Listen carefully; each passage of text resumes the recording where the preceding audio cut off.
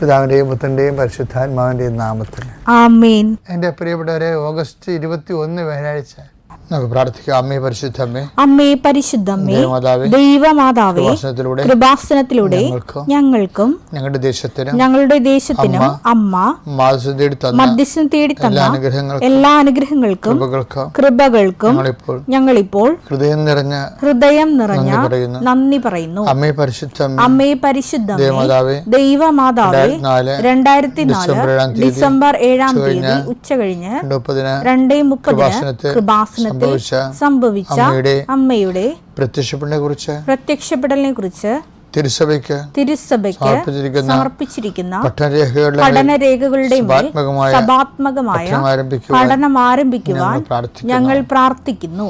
അമ്മേ പരിശുദ്ധമ്മേ, ഭൂസ്വർലോകങ്ങളുടെ രാജ്ഞിയായ അങ്ങേയ്ക്ക് ഭൗമസംരക്ഷണത്തിനായി പ്രപഞ്ചപ്രകൃതിയെ തന്നെ തിരുസഭ പ്രതിഷ്ഠിക്കുവാൻ ഈ പ്രത്യക്ഷീകരണം വഴി ഇടയാക്കണമേ. പരിശുദ്ധമ്മേ, ജപമാല മാതാവേ, സകല കൃപാസനം പ്രാർത്ഥനകളോടും ചേർത്ത് ഞങ്ങളിപ്പോൾ പ്രാർത്ഥിക്കുന്ന ഈ കുടുംബത്തിന്റെ പ്രത്യേക നിയോഗം. ഇന്നത്തെ നിയോഗം പറ മക്കളെ.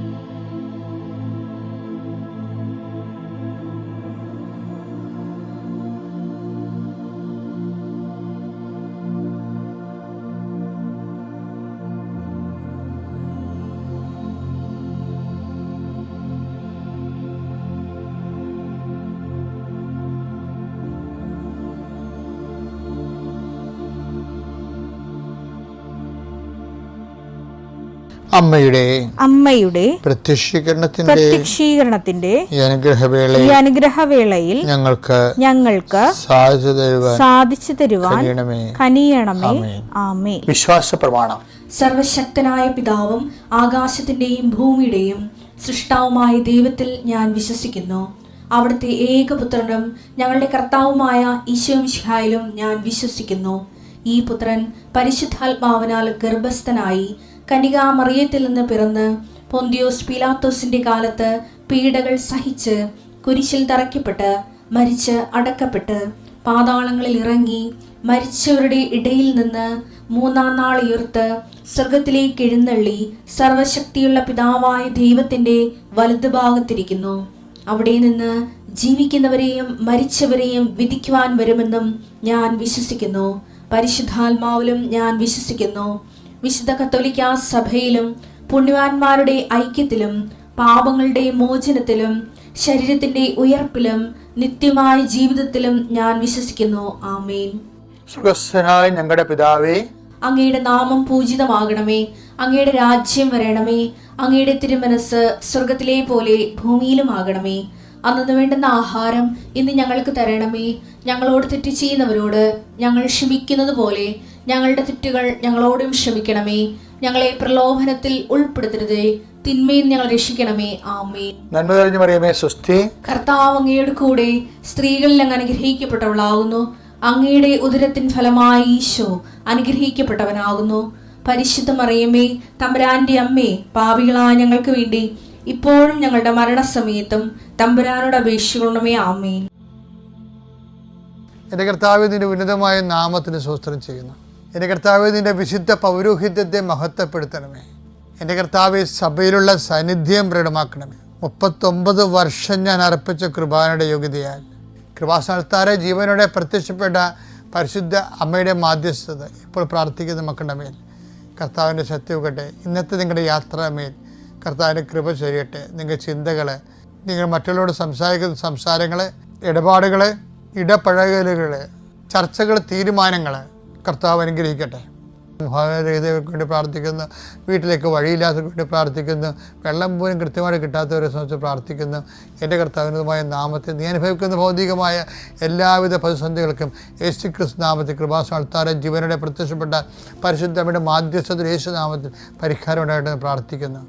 മദ്യപാനികളുണ്ട് ഈശോയെ, കുടുംബത്തിൽ എപ്പോഴും കലഹം ഉണ്ടാക്കുന്നതിന് വേണ്ടി, സ്വന്തം കഴിവുകേടുകളും നിറവുകേടുകളും മറച്ചു വെക്കുന്നതിന് വേണ്ടി, കണ്ടവരുടെ മനുഷ്യൻ്റെ കഴുത്തേ കയറിക്കൊണ്ട് എപ്പോഴും ഒരു ചർച്ചാ വിഷയമാകുന്ന വ്യക്തികളെ ഓർത്ത് അവരുടെ മാനസിക രോഗങ്ങളെ സുഖപ്പെടുത്തണമെന്ന് പ്രാർത്ഥിക്കുന്നു. എൻ്റെ കർത്താവിൻ്റെ ഉന്നതമായ നാമത്തിൽ, സഭയുടെ അധികാരത്തിൽ, കുരിശടയാളത്തിൽ തിന്മയുടെ ശക്തികൾ ഈശോ നാമത്തിൽ അഴിഞ്ഞു മാറട്ടെ.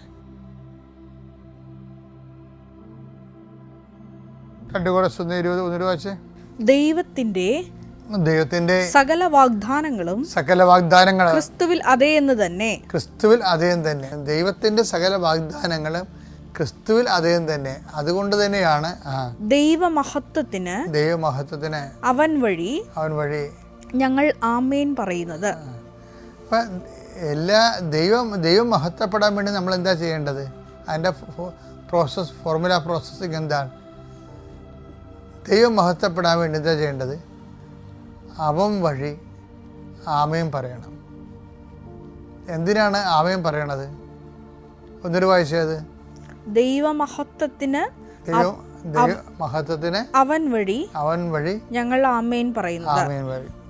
അതായത് ക്രിസ്തു സകല വാഗ്ദാനം ക്രിസ്തുവിൽ ആമേനാണ്, അതെയാണ്, യേസാണ് സകല വാഗ്ദാനങ്ങളും ക്രിസ്തുവിൽ. അപ്പോൾ ക്രിസ്തുവിനെ വഴി നമ്മൾ ആമേൻ പറയുമ്പോഴാണ് ദൈവം മഹത്വപ്പെടുന്നത്. അല്ല വെറുതെ ആമേൻ പറയുമ്പോഴല്ല. ക്രിസ്ത്യൻ പ്രെയർ എന്ന് പറയുമ്പോൾ ക്രിസ്തു വഴിയാണ് ആമേൻ പറയണത്. അപ്പം ക്രിസ്തു വഴി ക്രിസ്തുവിൻ്റെ മനസ്സെന്താണ് ഈ വിഷയത്തിൽ?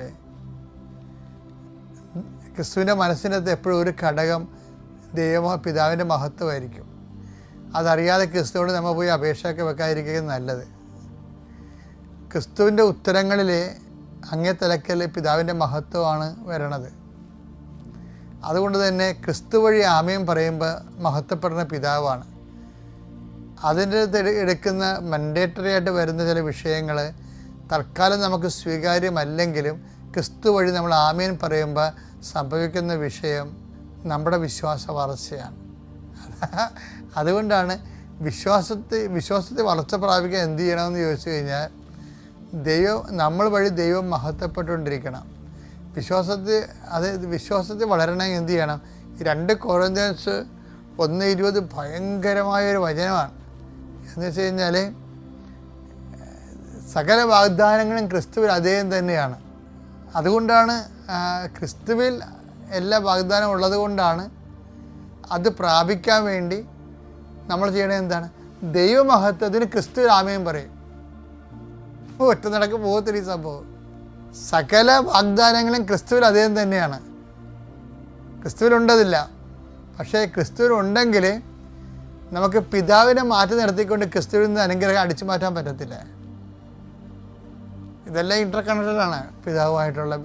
നമ്മൾ ഇപ്പോൾ കാനായിൽ വെള്ളം വീഞ്ഞാക്കിയെന്ന് പറഞ്ഞാലും ലാസർ ഉയർത്തെന്ന് പറഞ്ഞാലും അങ്ങേ തലക്കൽ പിതാവുണ്ട്.